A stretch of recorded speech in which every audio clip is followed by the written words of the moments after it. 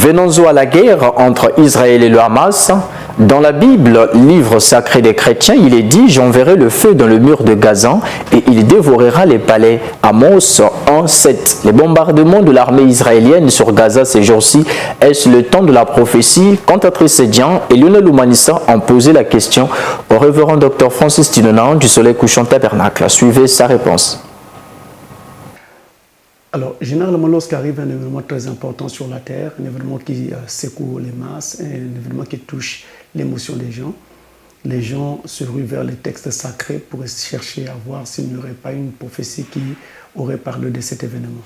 C'est ce qui arrive donc avec Gaza naturellement maintenant, où il y a un événement qui est arrivé, où beaucoup d'Israéliens ont été fauchés par le Hamas. Maintenant, il faut savoir que la prophétie et l'histoire, en fait, vont de pair. Parce qu'en fait, la prophétie, l'histoire passée, ce n'est autre que la prophétie déjà accomplie. L'histoire présente, c'est la prophétie qui est en train de se réaliser.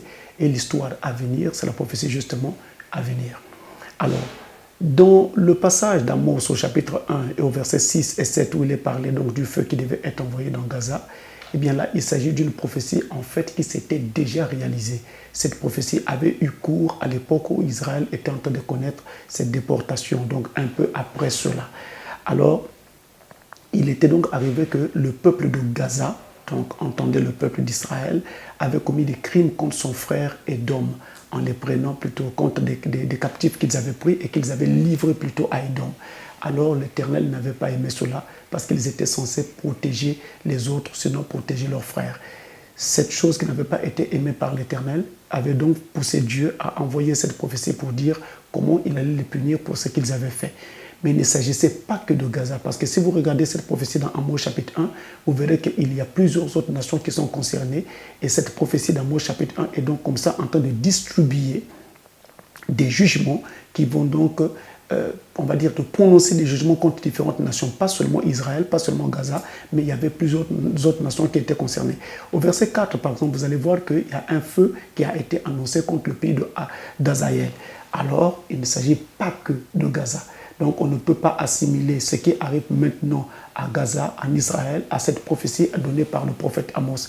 Et dans le contexte présent, il n'est nulle part question que, n'est nulle part mentionné que les Hébreux, les Israéliens, auraient donc pris leurs propres frères et les auraient livrés à Édom ou aux Palestiniens. Il n'y a rien de tel. Par contre, il y a une chose qui peut être ici relevée, c'est que on a beau être le peuple de l'Éternel, mais nous avons besoin de toujours lui obéir et de toujours être soumis à lui. Donc il y a des choses aujourd'hui qui sont permises dans nos nations, mais qui ne sont pas conformes à la parole de Dieu. Vous allez voir que ceux qui ont été massacrés à Gaza, ils étaient en train de se livrer à des réjouissances, mais des réjouissances dans lesquelles Dieu ne se retrouve pas. Alors ça, c'est une chose qui est très très dangereuse. Et justement, quand le mal est arrivé, ils étaient dans cette condition-là. Mais cela ne justifie pas l'horreur et la barbarie qui s'est passée donc à Gaza. Cela ne le justifie aucunement. Mais ici, nous avons besoin de prendre conscience pour savoir que quand on quitte la parole de Dieu, des malheurs nous attendent alors sur le chemin. Maintenant, les chrétiens, par rapport à cela, est-ce que vraiment il y a un problème, il y a quelque chose à craindre? Je vous dirais tout simplement non. Par contre, il y a une chose qui est très importante dans le cadre de la prophétie, c'est que chaque fois que les Palestiniens agissent contre les Hébreux, comme ils l'ont fait récemment à Gaza, ça donne à Israël la possibilité de grignoter davantage de territoire et d'aller encore un peu plus vers l'accomplissement de la prophétie finale où, en fait, le temple d'Israël doit être restauré sur l'esplanade des mosquées et alors l'adoration reprend dans le temple.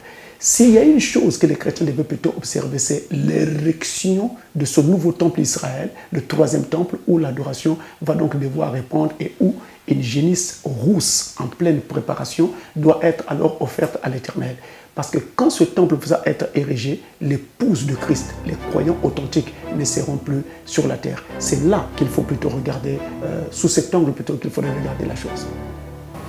Voilà, tout est bien qui finit bien, mesdames et messieurs. C'est ici que nous mettons terme à ce journal. Merci pour vous de l'avoir suivi. Grand merci également à Relby, Nick Nicole, Ken Kibwanga, Marc Mfoukou et Fred Matos pour leur franche collaboration.